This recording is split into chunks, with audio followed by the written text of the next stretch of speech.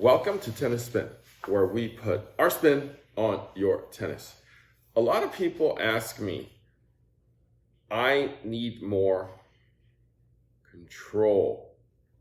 The ball is rocketing off my strings and I need to control it. I need to go up in string tension. Can I go up 5 pounds? Can I go up 10 pounds? And I'm always saying, no. 10 that could be a lot. Yeah. You know, if you're at 55 going to 65. But if you need to keep the ball with in the court. Yeah, but if you're using a poly, right, and your arm's going to fall off at 65. But if you keep the ball in the court, you won't be playing because you can't swing your racket because your arm hurts. Stay tuned.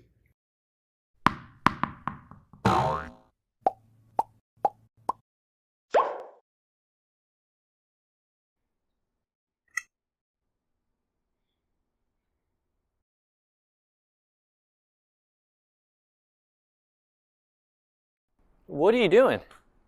Hey, Coach. I'm ricing. I hurt my ankle, so ricing.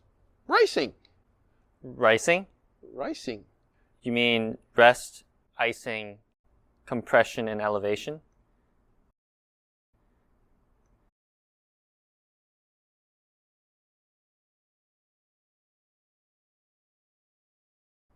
Rice?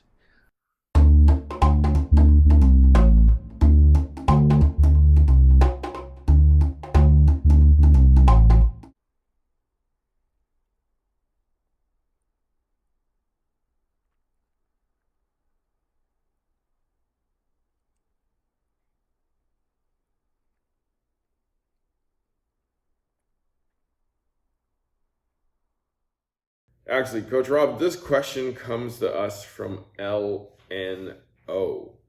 And LNO writes, my question is related to the appropriate tension for a 7-year-old junior with a multi-filament string, Tectofiber X1 biphase 17 gauge, using a Babolat Pure Strike 24-inch racket, currently using 20 kilograms.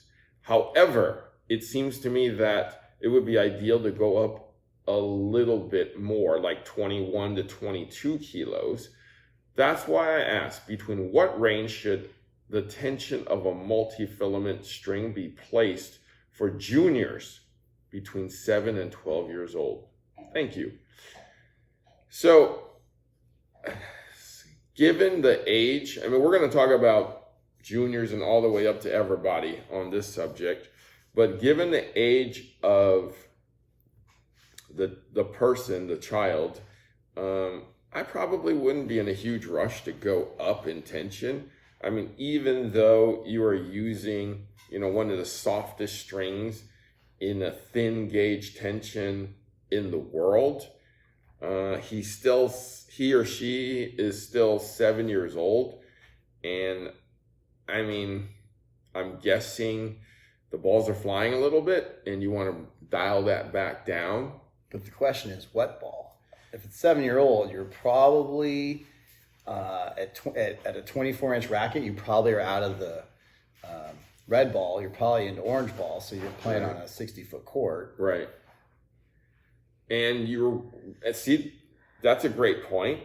Now, we're going up in tension, which means he's hitting the ball hard, because it's a little difficult to hit an orange ball out consistently, even with a 24-inch racket.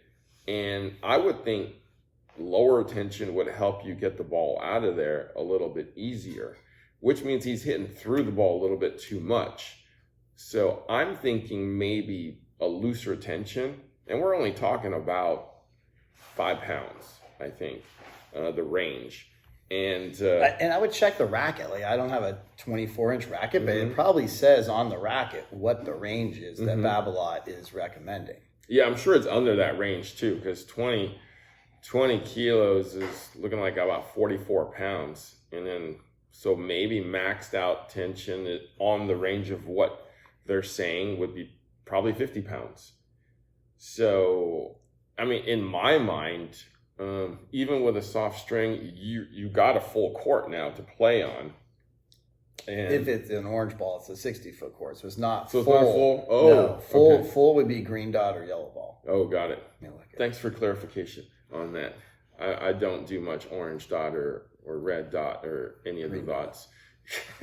It goes So- red. It goes red is your 36-foot court. Orange ball is 60-foot court, and then your green dot is full court, and then you go to your yellow ball. Okay, so I thought by the time you get to orange, you're using the full court now, so you're not using the Not full quite. court now. Okay, but still, to my point, I think we try to keep it low as long as possible so that we're teaching a little bit more control on the kid's end to spin the ball, right? Versus, covering the ball straight out and, keeping it flat. So we want them to come up a little bit on that ball to try to drop the ball into the court a little bit. And in order to do that, I think a lower tension will help that versus, giving them a safety net and tightening up the string. What do you think of that? I say try it. Yeah. Like he is, or the player is 7, so give it a shot. Mhm. If he likes it and he's able to keep the ball in play and he's moving it around from side to side and up and back and he can put some shape on the ball, awesome. Right. And if he needs to, where everything's sailing and he's still shaping it and hitting it in the right direction, but he's just over hitting, Mm-hmm. you could try going up a few pounds. You probably have your own stringer if you're Right. asking this question, because most most juniors come pretty strong. Right. So And then we see, like, it's very detailed, 24-inch racket, use an X1 biface 17, thinking it's breaking pretty often, right? I mean, here's the other question. How often is it breaking, or is it breaking, right? Because every time you string your racket, you're getting a tight tension. You're getting back to real tension. So if you're breaking it in a week, yeah, definitely go up in tension. If you're breaking it in 2 weeks, yeah, try it. Maybe start with 1 kilo increments and then see how it works out for you. Now, let's dial this into the normal person, like an adult, let's say. What do you recommend when one of your players say, I'm at 50 pounds and I'm using NXT and my balls are sailing? Let's just say typical male, 45 years old, using a Ultra. okay. Okay. So usually, if I know the player and I see how they hit, then we could have a conversation on, hey, you're not getting any topspin on the ball, so you're launching everything. Mm-hmm. Let's rub the ball a little bit more, get a little more shape on it, put a little more spin. Some of those balls are going to land in instead of going sailing. Mm-hmm. Or you go, how about we aim in a little lower? Don't aim so deep in the court. Play it for a little bit past the service line. Don't be aiming at the baseline. Mm-hmm. That's an option. You can change tension and say, hey, it's been 1.5 years since you strung your racket last. Why don't we try putting some fresh strings in there? And maybe it's not the string or the tension, but it's just the fact that it's worn down. Right. So those are other ways of, it's not always the string and the tension, but Right. But people think that that's the easy fix. correct. So Why fix your game when you can try fixing your string? it's always the equipment, isn't it? It's the That or equipment's your fault. partner playing doubles, right? Yeah, this is true. Now, would you ever, or when would you change the string to a hybrid or even a full bed of poly? So usually so this is a good one. I just had a junior boy going into 7th grade. He's not the strongest, biggest kid on the block. So he ended up getting a racket for his birthday, got the Pure Aero 98. And we kind of went over it, different tension options for him, different string, because now he's actually getting his own first adult racket where he can pick his own string. Mm-hmm. And so he wanted to do something soft, so he wasn't going to be crushing his arm, so he wasn't feeling like he was really ready for a poly yet. Mm-hmm. So he went with the Babolat XL and got it in 16 gauge, and we strung it, I think, kind of middle of the road, and just maybe 54. And he's played with it for a week and a half, loves it. feels good to him. And his previous rackets were like, I think he had a Babolat Pure Drive Light, and we were just stringing it with synthetic gut. Right. Just regular synthetic gut. How old is he? He is now going into 7th grade, so he's 12. Got it. So when would you put him into a hybrid? So the next one, when he goes through this, then we can have that conversation. He has friends that are tournament players, and they're already doing the hybrid, but he's not on their, he's not at their level yet. So probably probably when he breaks this one, or give him a, maybe we get towards the end of the year, and then he may go, hey, I want to try, trying the hybrid. When, like, a lot of people ask me this, what age would be appropriate to go into a hybrid with a poly main, or go into a full bed of poly?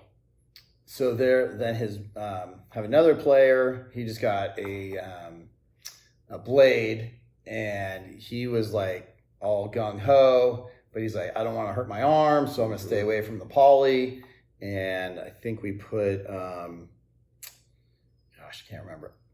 Let's say NXT. I don't remember for sure, but we put in something that was going to give him a little more feel. He's probably going to go through that quicker because he wanted something soft. There again, he had been playing with a Sin Gut before, so he's like, let's try something really soft that feels good. He's going into high school, so he's going to end up either going to the hybrid on his next one, just because he's going to end up going through the strings so quick. Right. He hits with a lot of spin. And how old is he? He's 14 going into high school. Big kid? Pretty good sized kid. Okay. Yeah. So I usually, the first question I ask the parents, because usually the kid's not with me, how old is the child? If you tell me 12, I'm probably going to tell you, I'm probably going to ask you how tall and how much they weigh. I usually like the kid to weigh at least 100 pounds to 120 pounds and be at least 5 foot something, maybe 5'1", 5'2", 5 foot, kind of like a bigger, stronger kid where the big, the muscles and the arm and the shoulder are well developed. Maybe not fully developed, obviously, at 12 or 13, but well developed, like a big kid who's kind of already gone through like a first growth spurt already. Right. Because poly isn't gonna, it can ruin you. It can benefit you on the court, but it can ruin you later on. So I usually go a real thin poly to start in a hybrid. 17 or 18. Yeah, it's 18 or 17, really, really soft. 19 sometimes, and put a nice 16 gauge quiet string on the cross just to dampen it out, and then kind of go from there. Like, I don't really like recommending poly strings until they're like 5'3" and 130 pounds. Like that would be my ideal to even start that question. Well, and then sometimes I ask, like, what is your purpose for wanting the poly? Mm-hmm. Oh, I want it because my friend has it. Yeah. Okay. Yeah. Are you a string breaker? No. Okay. Do you play enough where this is going to benefit you? Not that much. Why don't we go with something with better feeling? Mm-hmm. And then as you play more and you find you're breaking strings, then let's go to have that conversation about the... Right. And then when we start doing that, I would say start dropping that tension too. I mean, don't even sniff 50 pounds. Even when you get into a hybrid, I would say stay in the 40s, like 45, 46, 48. And then when you go into a full bed of poly, I would say 48 to start, or lower if you can handle it. The thing about poly is it's going to want to launch, especially after an hour or 2 or 3, depending on which poly you have. And you're going to want to tighten that tension, and it's going to feel good when you do. But your benefit on that court is going to hurt you later on in the wrist, in the shoulders, in the elbow. So that's what I'm saying is don't rush going up in tension. Even if it's a multi, especially if it's a poly. So the lower you can keep it, the better you will be in the long run. All right. Coach Rob, any final words? I think we got pretty well covered, and if not, someone I'm sure will let us know. That's true. You guys are the experts because you guys have an opinion. Let us know in the notes if you have any other suggestions and what you've done in the past in terms of tension when trying to avoid, let's say, injury or going up in tension too fast. All right, Coach Rob, thank you. Sure. As always. Guys, thank you for watching Tennis Spin, where we put our spin on your tennis.